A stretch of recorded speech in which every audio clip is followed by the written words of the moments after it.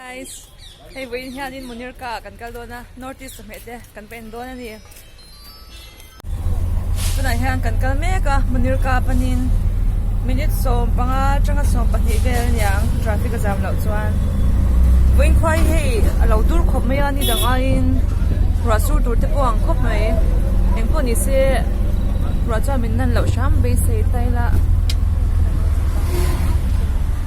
Wei kan kalmeka so panga changa so phebe chu tuam kan tlan bo kan kal me kan ni ka kan thengta tuna kan lo lu don ni Munirka helai vela hianin helai anupam mantia atran ti mi chi chang chang anoma helai hianin notice mi chi chang te anoma chuan hei helai hian thei zor ten lo ma yang kan phei ze langa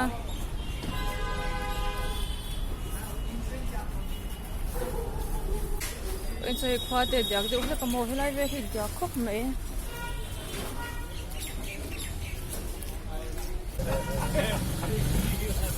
hàng cần cắt nục nục mấy mình chỉ sáng sáng hi lại hàng hay juice corner để lâu mà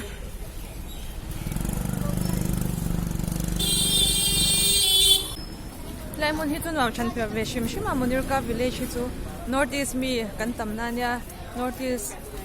achanga local mi chu sang am khom na nya chu wang chuan in alung len thak lawa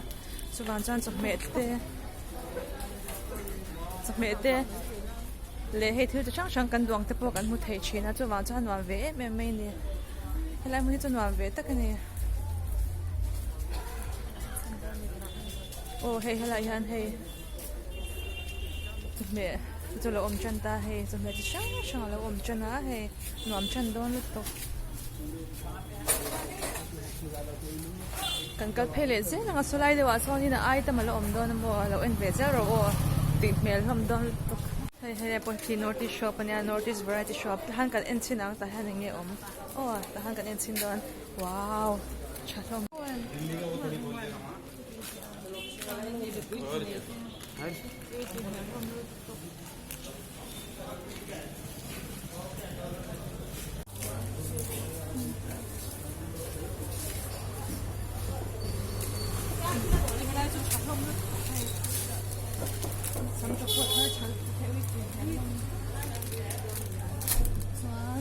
hay ngồi tiêu mình đi bà khổ tiêu mà thằng gì ngồi bắt đầu thằng gì bà thì tầm nước tụi cái đó quay về tiểu một cái quay về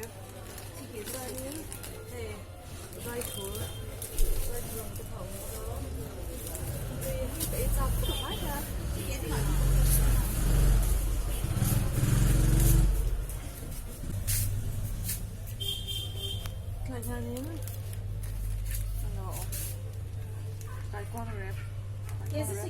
कैसी मासी जात मंगा sorry hale ta ki du ne te sang दुगु इस 20 into 5 ना 600 ना te be gwit ne nya we mel wa ni sing si ko bu ka kwin ham he lam bak he an cham he bok bon ui akim ta he chana he nge kha chana na ang si kha o ui tu mel ko kim tu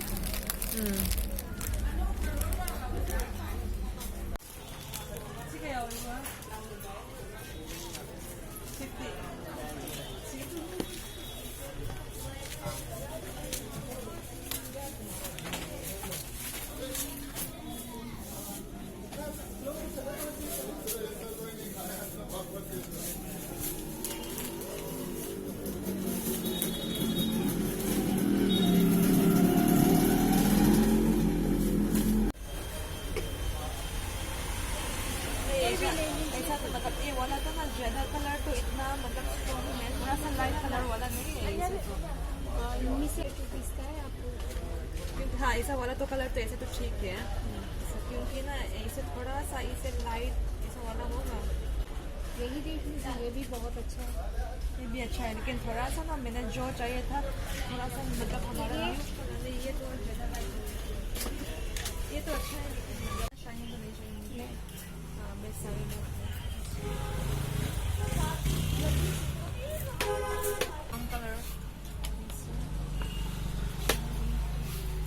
pink मतलब ऐसा कलर ना लेकिन इसे थोड़ा सा लाइट हो जाए पिंक हो रही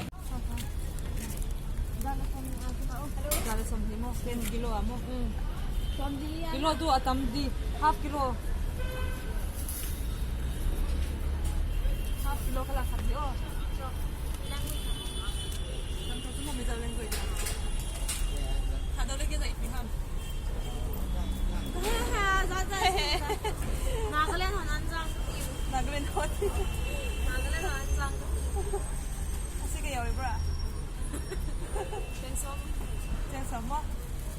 在你说中意甜米？ मणिपुर वन बिगा सिताई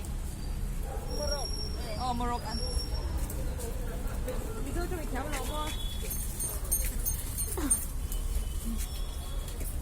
怎么还是 half kilo 啊？但是都没有。哦，可以，那